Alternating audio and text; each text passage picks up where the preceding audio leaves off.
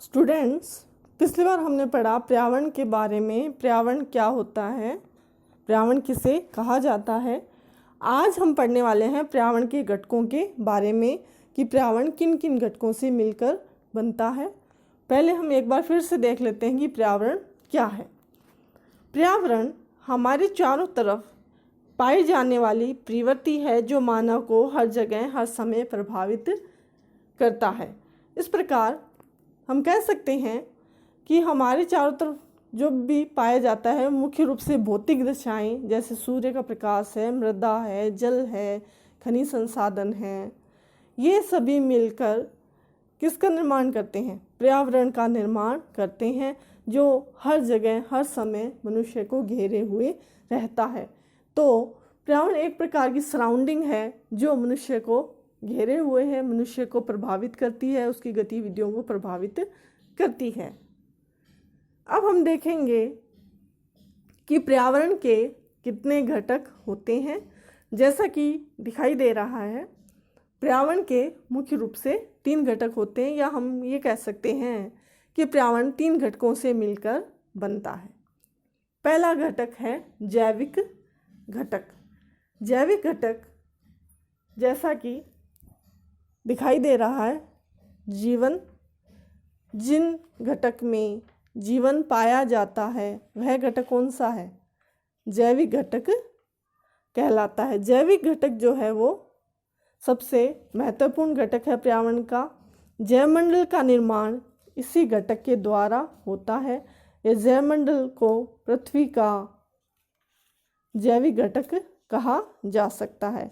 जैविक घटक के अंतर्गत कौन से घटक आएंगे या कौन से, जैसे पादप, जंतु, सूक्ष्म जीव आदि। इनमें सबसे महत्वपूर्ण है पादप। पादप इसलिए क्योंकि मात्र पौधे ही जैविक पदार्थों का निर्माण करते हैं, जिसका प्रयोग पौधे स्वयं करते हैं, तथा साथ ही साथ मानव सहित जंतु तथा सूक्ष्म जीव प्रत्यक्ष या अप्रत्यक्ष रूप से इन्हीं पौधों पर निर्भर करते हैं।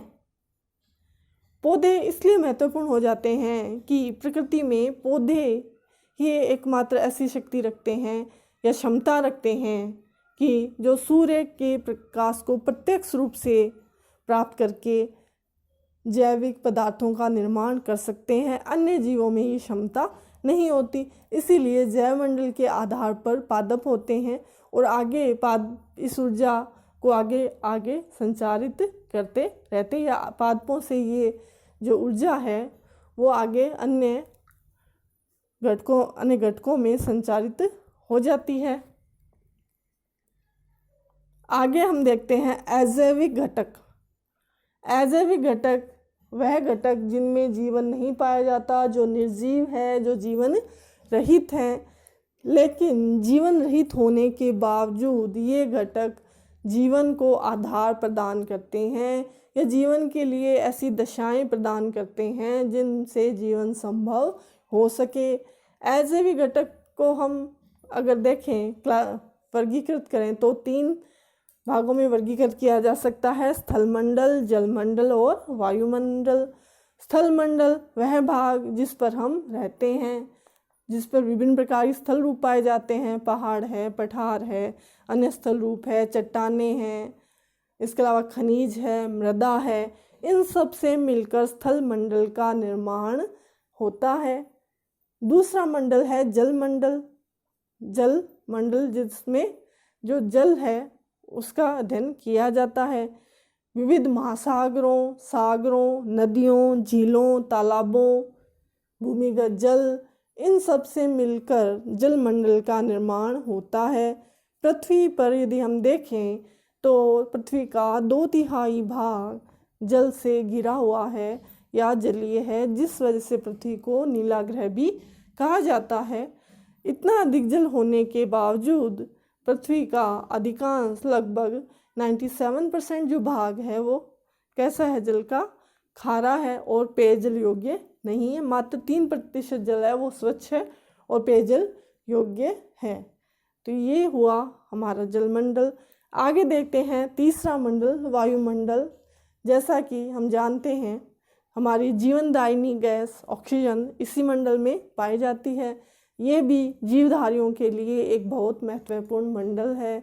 इस मंडल का निर्माण विविध प्रकार की गैसें जैसे nitrogen, oxygen, ozone, carbon dioxide इनसे मिलकर होता है। इसमें धूलिकण पाई जाती हैं। इसके अलावा विविध प्रकार की वायुमंडलीय घटनाएं इसमें होती है। वायुमंडल विभिन्न प्रकार के इसमें मंडल है, क्षोभ मंडल, समताप मंडल, मध्य मंडल, आयन मंडल, इन सभी से मिलकर निर्माण होता है वायुमंडल का। इसके अलावा हम देखते हैं वायुमंडल में ओजोन गैस भी पाई जाती है। ओजोन गैस सूर्य से आने वाली हानिकारक पराबैंगनी किरणों से हमें बचाती है। तो वायुमंडल भी हम देखते हैं कि जीवनदायिनी दशाएं निर्मित करने में महत्वपूर्ण योगदान रखता है। तो ये तीनों मंडल अजैविक होने के बावजूद, जीवन रहित होने के बावजूद जीवन की दशाएं निर्मित करते हैं। जैसे स्थल मंडल है तो जीवधारियों को रहने के लिए कौन सा मंडल है जिस पर वो निवास करते हैं? स्थल मंडल। इसी प्रकार हम देखते हैं जल मनुष्य के लिए मनुष्य है या अन्य सभी जीवधारियों के लिए जल एक महत्वपूर्ण तत्व है जो कि जल मंडल से प्राप्त होता है। या अन्य जो घटनाएं जैसे पोषक तत्वों का संचरण है ये भी जल के माध्यम से ही हो पाता है। इसी बार वायुमंडल है। वायुमंडल में जीवनदायिनी गैस पाई जाती है जिसके बिना जीवधारियों का जीवन ही संभव नहीं है। तो ये तीनों मंडल मिलके जीवन को संभव बनाते हैं, जीवन को आधार प्रदान करते हैं। ये हुआ पर्यावरण का अजैविक संगठक।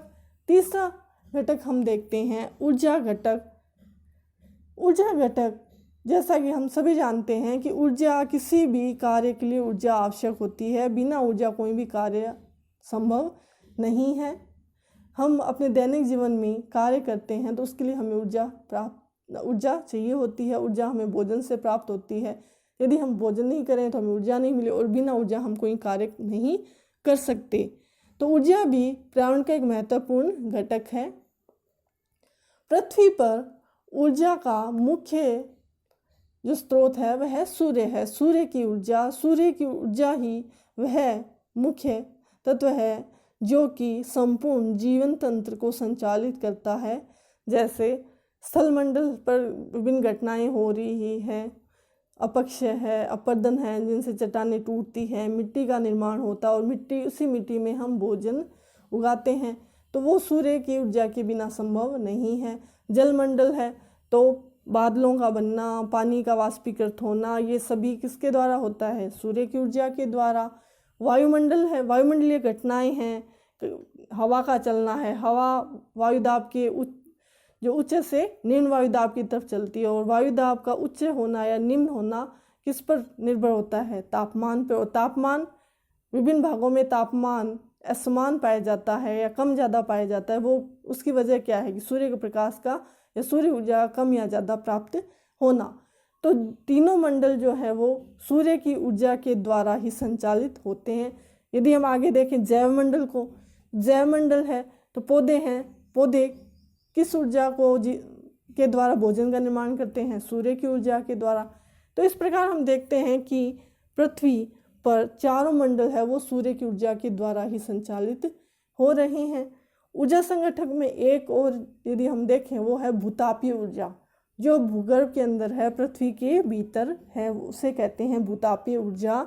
ये मुख्य रूप से विवर्तनिकी जो सक्रिय क्षेत्र है वहाँ पर पाई जाती है। जैसे ज्वालामुखी क्षेत्र है, भूकंप क्षेत्र है, ऐसे क्षेत्रों में भूतापीय ऊर्जा अधिक पाई जाती है।